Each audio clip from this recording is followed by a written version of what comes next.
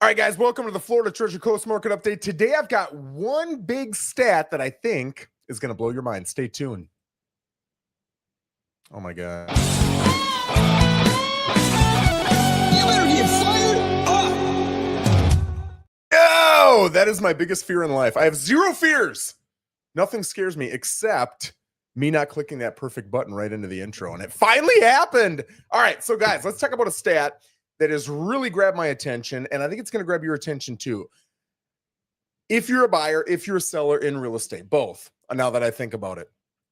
And it is somewhat typical, but we were following a non-typical path, so it's very interesting. Let me share screen here, and I'm going to show you. Here it is. So this is something that my staff posts for me every single Monday, and it's stats that I've shared with you before. It's got, I don't know what we got over here, 11 different stats over here, 11 different rows. So the first four are talking about homes that are currently on the market, right? Column 4 is how many are active on the market, and then 5 and 6 break it down into up to 500 grand, 500 grand plus, and then row 7 talks about the median asking price. And then those same stats make up the next 4 rows, but for sold properties in the last 45 days, specifically sold single-family homes, not condos, not townhouses, not modular homes. So how many homes sold in the last 45 days? How many up to 500 grand? How many 500 grand and higher? And what was the median sales price, right? Then the bottom 3 rows, rows 12 through 14, talk about or notate our inventory, meaning if we look at the current amount of actives that we have in the market and we sell them all in the same pace we sold over the last 45 days without taking on new inventory, how long would it take for us to go through that inventory? And I always say 3 to 4 months is kind of a neutral market. Anything under 3 is a seller's market. Anything over 4 starts to turn into a buyer's market, okay? And then I break that down again into up to 500 grand and 500 grand plus. Now, let's look at actives. We're seeing some good things if you're a seller. Obviously, if you're a buyer, you wish it would go the other way. In January, there were 1,742 homes for sale. Boom, it skyrocketed a month later to 2,004. Boom, the next month it goes up to 2,132, and for 3 months in a row, it hovers just over 2,100. Now it's starting to come down. 2032, 1940, 1943, and because September is not closed out, I show you every single week, 1848, 1849, 1855. Excuse me. So I'm guessing the first Monday in October is probably going to be in that 1820, 1830 range. I could be off, but it'll be roughly around there. That's typically what we see. We see a lot of people coming on the market in February, March, April. This year it was early. It was February. And then we see it kind of peak out like we did here in May. Honestly, man, I can't get that tickle out. A lot of times I see it peak out later, June or July. Okay. You can see last year it's only broken down by quarter, but we actually had a higher amount of actives in October than we did in July, which was higher than April, right? So the peak was later in the year. That's what we're used to. The peak this year is earlier. We're seeing people leave the market quicker. Sellers are leaving the market quicker. And in addition to that, not only are they leaving the market because they're canceling or their listing is expiring, in my opinion, a lot of it's because they're overpriced and they don't want to consider lower prices, which is a great thing for everybody, but also because they're selling. All right. So when you look at a lot of these homes coming off, and I've said this in several other videos, a lot of these people, you've got 2 camps of people, the must sells and the want to sells. The must sells are going to sell. They're going to drop their price. They're going to make it happen, and they're going to drop until there's enough buyer interest where offers start coming in, they accept one, and they move forward. That's just supply and demand, demand and supply and demand. But there's another camp of people. Those people are only interested if they get their price. And they're interested in a price that Zillow or another realtor or a buddy at Publix told them their house was worth. 6 months ago, 12 months ago, 18 months ago. Or I see a lot of people who they've got a 2,000 square foot home. They compare it to their neighbor's house who has 2,800 square feet. And they're not thinking about that. And they think, oh, that one got 600. I should get 600. They put it on for 600. They're not getting showings. They're not getting offers. They don't understand why. They get upset after 4, 5, 6 months, and either their listing expires or they call their realtor and they cancel it. That's good news for everybody. For that seller, get off the market. You're not interested in getting anything under 6. You're not worth 6. The market has spoken. Get off the market. It's good for the buyer because now the buyer isn't looking at 20 houses, 15 of which are overpriced. They're looking at 10 houses, 2 of which are overpriced. I mean, I'm making up numbers here, but you get my point. My point is now instead of looking at the majority of homes or a higher percentage of homes that are overpriced, you're looking at a higher percentage of homes being appropriately priced. What buyer doesn't want that? We're still seeing 96, 97, 98% of asking price is what a typical seller is getting. Well, if that's the case, then you've got to ask yourself, okay, everybody's saying that this market is soft. How are you still getting 97, 98% of asking price? It's because all of those, head in the clouds people hoping for 600 grand when their home is worth 500 grand, they're getting off the market. They're not even selling, so they're not even a part of the statistic of what did they get compared to original asking price. They didn't get anything. They didn't sell. So the reason that's higher is because those who sell are those who have realistic pricing.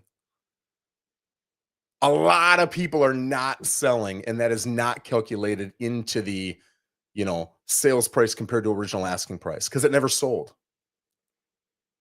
So a lot of people aren't selling. Good for buyers, good for sellers. But here's the stat.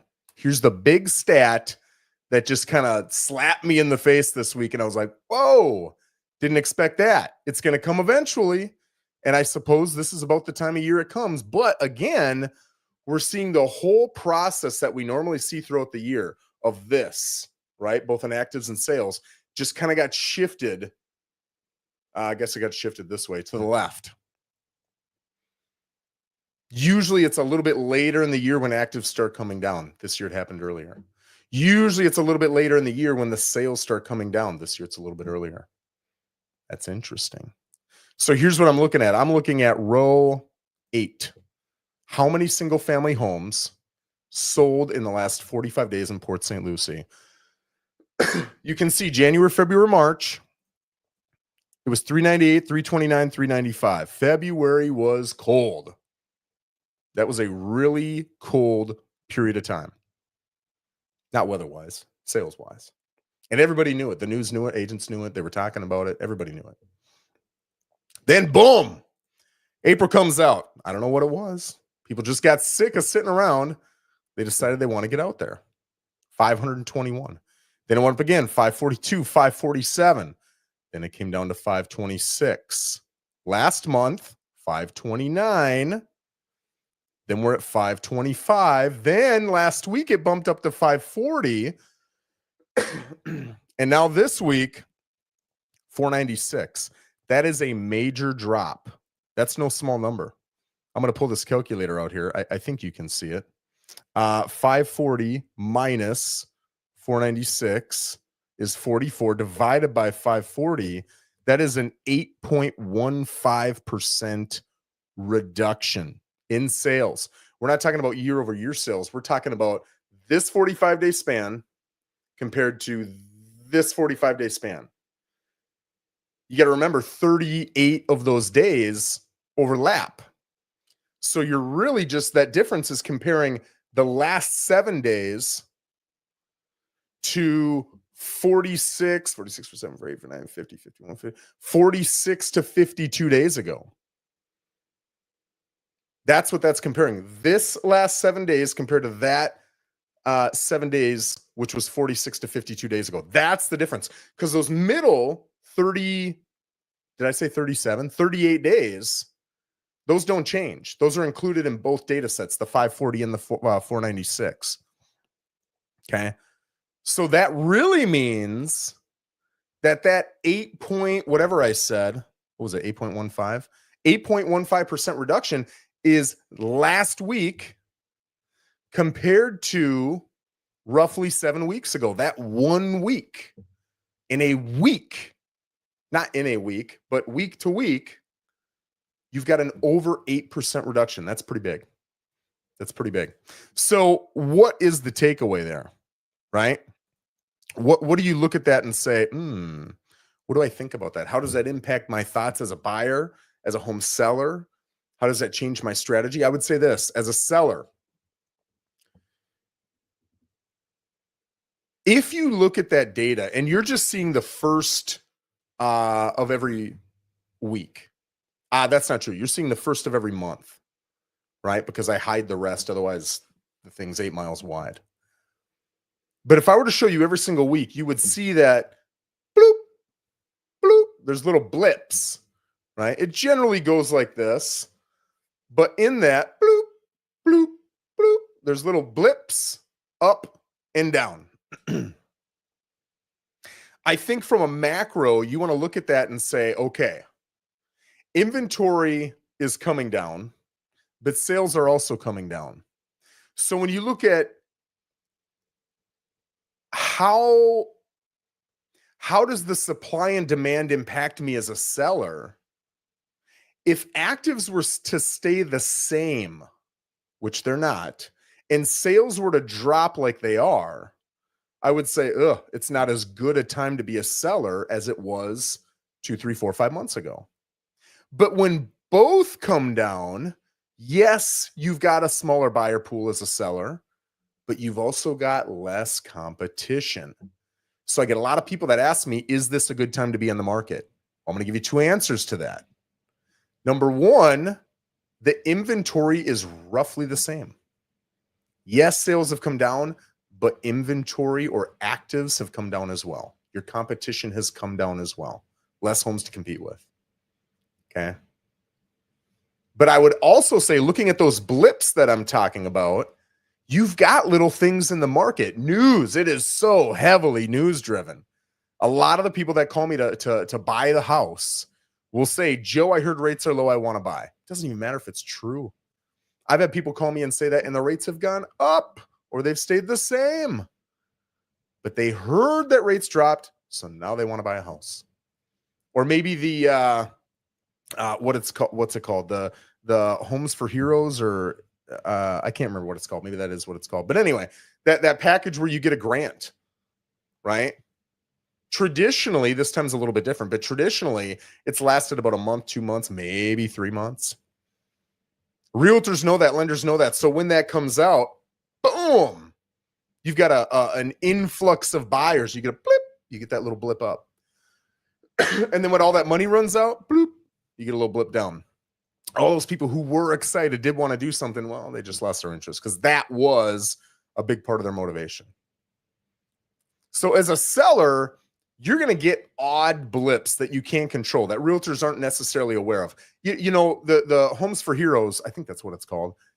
We do see that coming. We know when it's coming, but I can't tell you when it's going to come next year.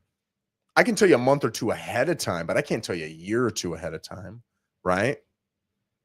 So I guess my point is, I've sold in Minnesota and I've sold in Florida. In Minnesota, inventory was drastically different in the winter.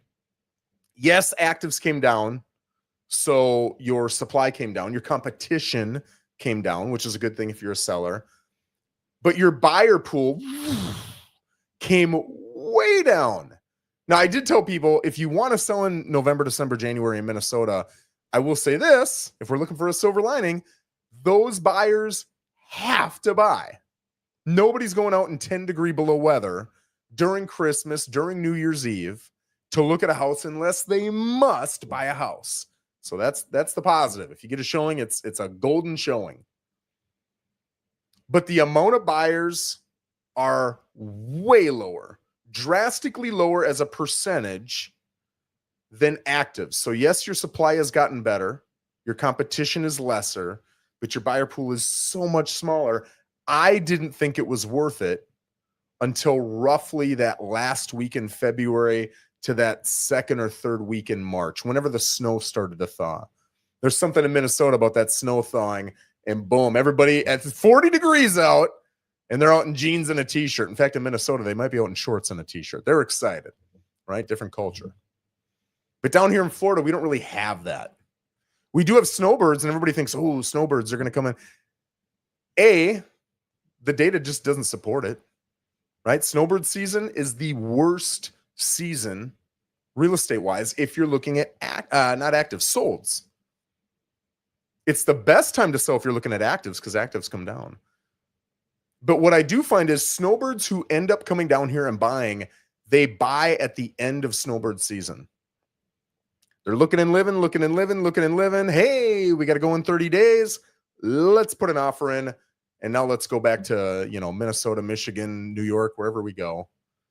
Joe, tell us when it closes and we'll move down then. That's what tends to happen. Not all the time, but that's what tends to happen. So if you look at the end of snowbird season, right? February, March, April, that's when sales start to pick up. So what are the thoughts as a buyer? As a buyer, I think it's so important right now. One challenge I'm seeing that a lot of buyers are having is when you buy a red Honda, you'll say, everybody said it, I've said it, man, I never noticed a red Honda on the road, but now that I bought a red Honda, all I see are red Hondas everywhere. You see what you're looking for. You see what your mind is focused on. If it's not focused on red or Honda, you're not even seeing cars. I mean, you're literally seeing cars, but you're not paying attention to the detailed vehicle until you get a red Honda. Then you're noticing red Hondas, right? I've got a Santa Fe. The first 6 months after I bought that Santa Fe, all I noticed were Santa Fe's. And I thought, man, it's a more popular car than I thought. I'd never even heard of the vehicle before. It's interesting.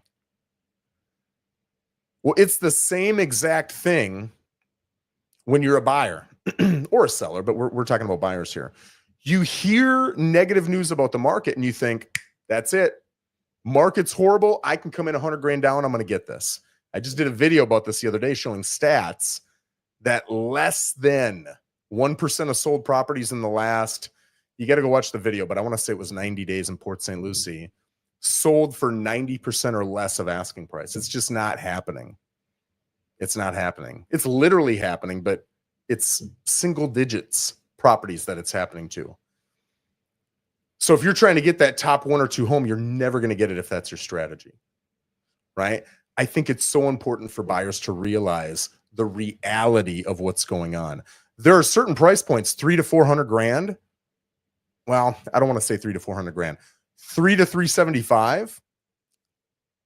That is a seller's market. It's a weak seller's market, but it's a seller's market. Last I looked, there was 2.7 months inventory. Now that's about 3-4 weeks late or old. So maybe it's 3 months now or 3.5. Maybe it's 2.5, but it's right around there.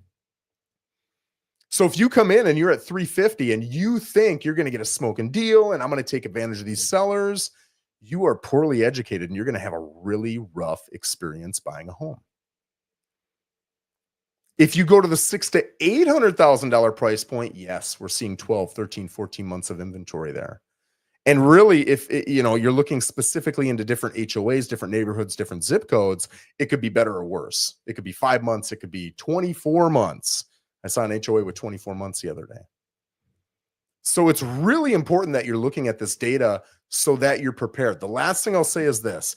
Even if you're looking at an HOA where there's 24 months worth of inventory, that is a strong, man, that's about as strong as it gets for a buyer.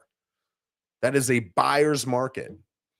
That does not mean you're going to get a property for 50, 75, 100 grand off. Right? It means that if you're a seller, it, for lack of a better word, sucks. But what I see, and I saw this in 2008, is the perception of the buyer is it's a buyer's market. That means I can get 100 grand off. The seller says, I know it's a buyer's market. I hope I can sell. Maybe I'll take 10, 20 grand off, maybe 30 grand off. But when you come in 100 grand low, they say, we just won't sell.